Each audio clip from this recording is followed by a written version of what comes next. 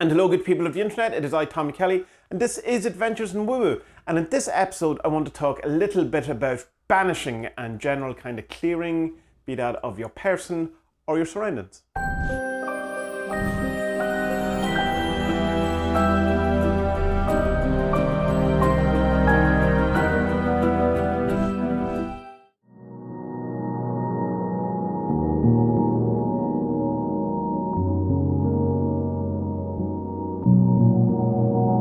So welcome to a very wet day in Ireland. If you hear kind of banging in the background, that's just the wind knocking off my my shutters outside, so not much I can do about it. If you can hear it, great. If not, then I've cleaned it up well in post.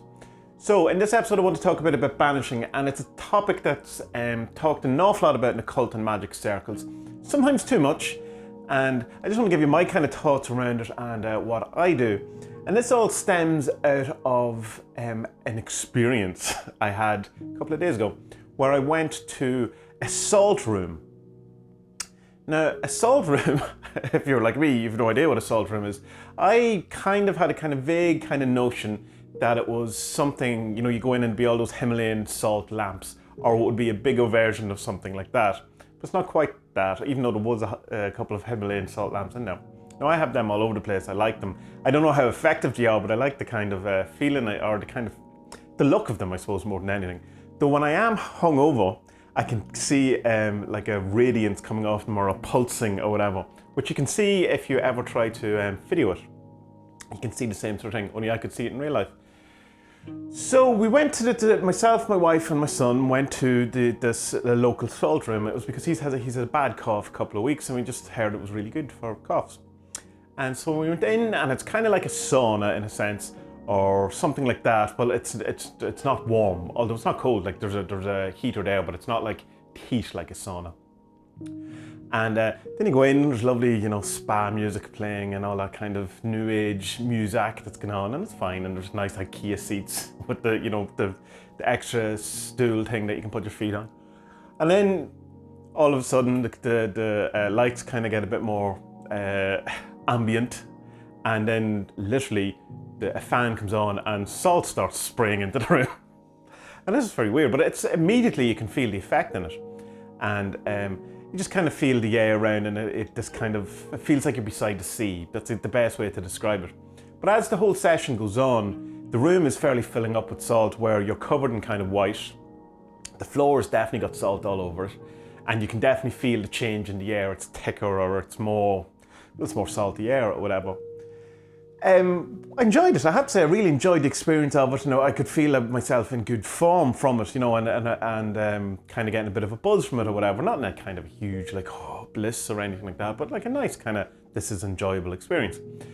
But what I found happened after it was that I felt the most clear energetically that I have ever felt. Well, felt in a long while. I don't know about ever felt, but not far off it. I felt really light and kind of clear. I mean, I can't really say anything more than that. There was a definite, like a change almost in how my body felt, the weight of my body, the physics of my body. My mind was kind of clearer. My mood was definitely elevated. I was in a kind of an elation. Again, not like a bliss or anything like that, but just in a good mood. Which for me is big news. That's great that, you know, have this kind of feeling of I don't know, happy to be alive, all of those type of things. But it was like a very noticeable thing that happened. And I go, this is exactly what I expect to happen when I do a banishing.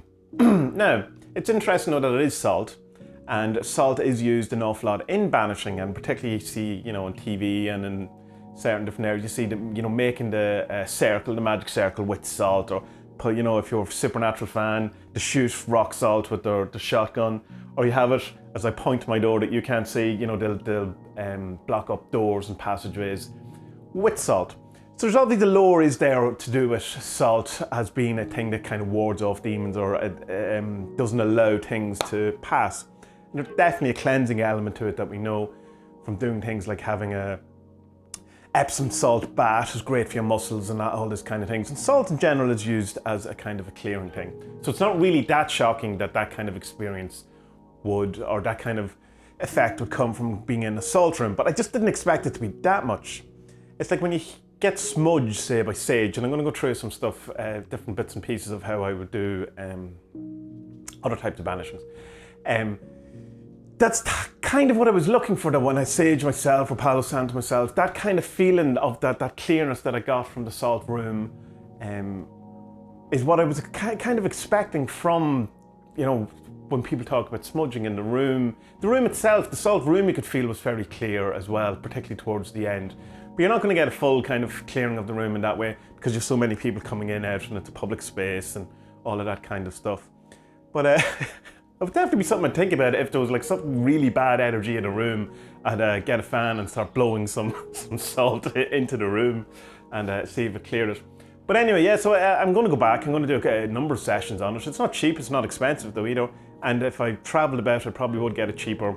And again, if you buy it in, you know, kind of bulk rates or whatever, you get it cheaper. So I'll do a number of them over the next couple of weeks.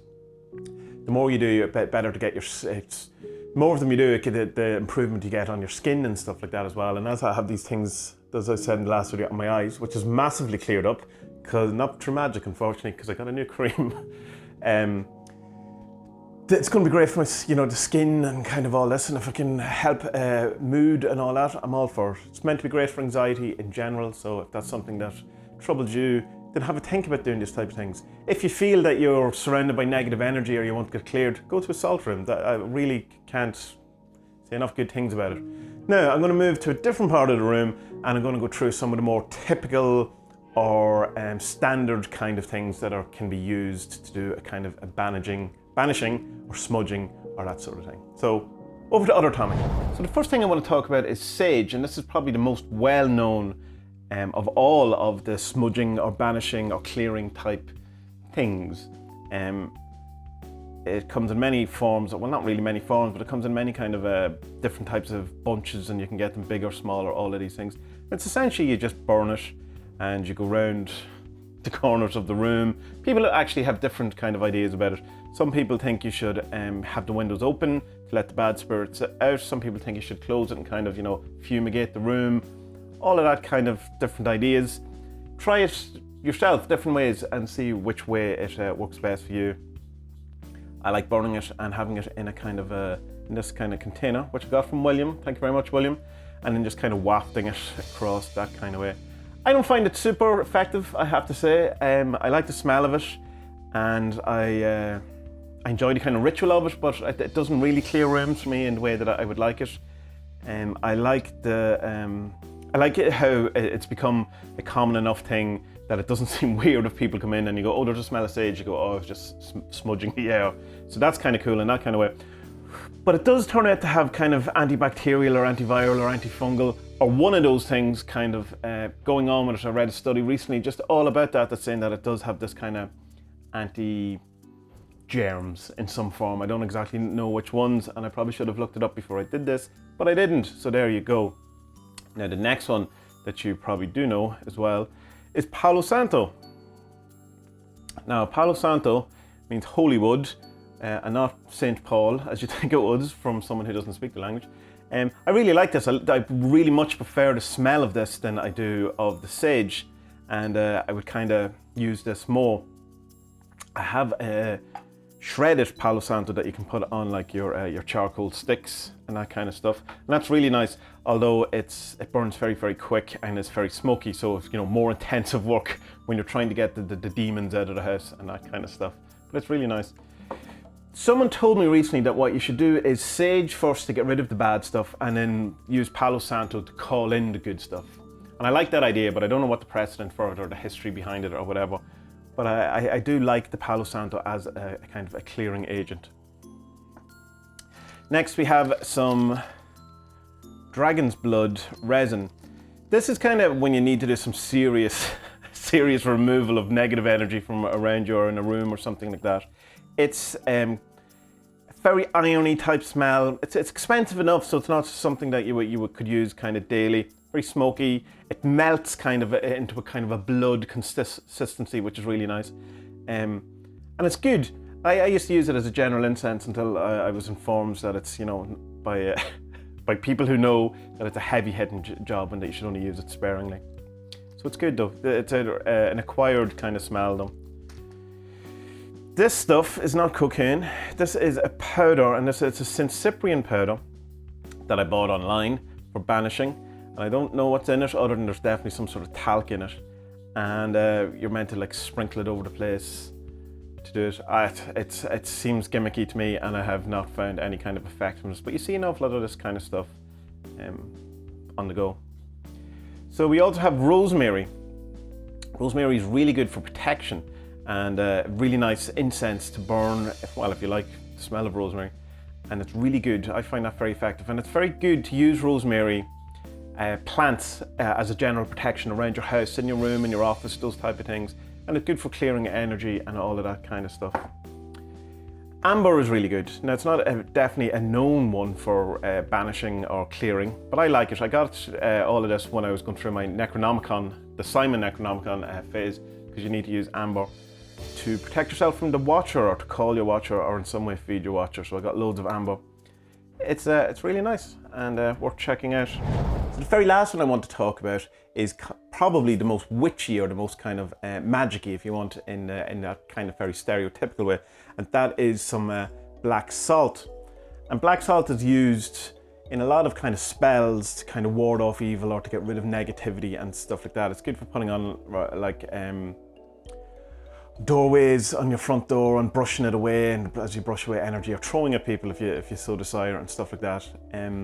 I haven't found it massively effective. It's not something that I have found to be as effective as people purport in many different places and all that. But like, it's to each their own, and I don't think people are lying about it or whatever. But I do think that you have to come up with your own kind of banishing things, and the things that are most powerful to you are going to be more powerful than, say, traditional stuff.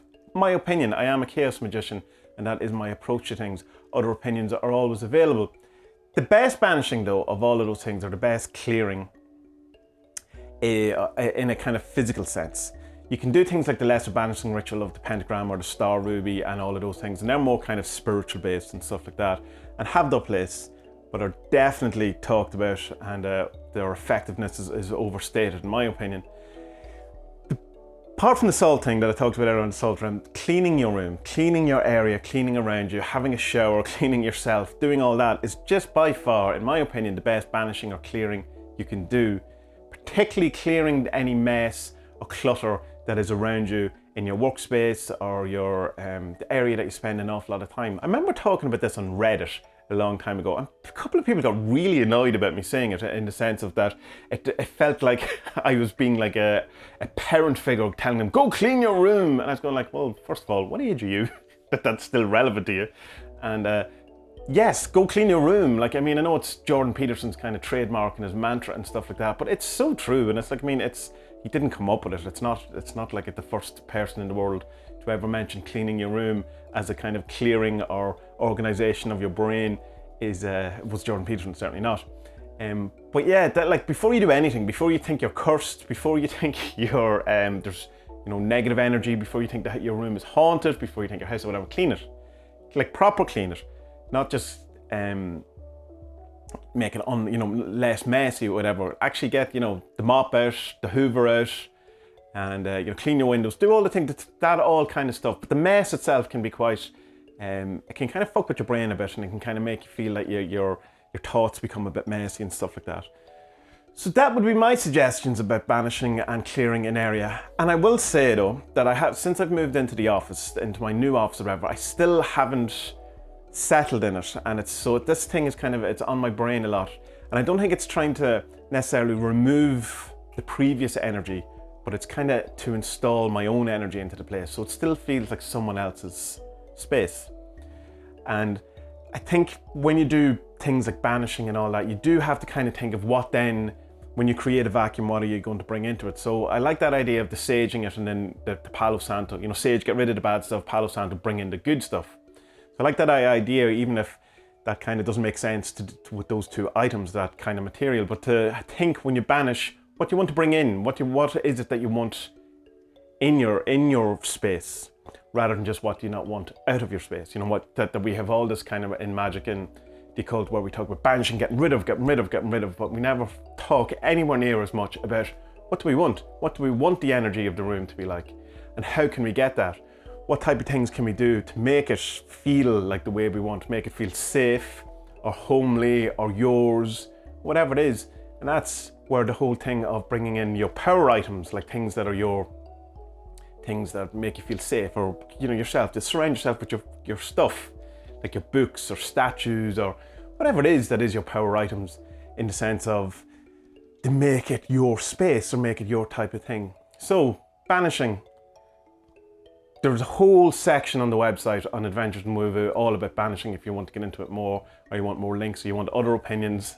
Plenty of opinions on banishing. It's probably the most talked about topic in all of Magic. So do a Google. There's plenty of information if it's something you want to get into more.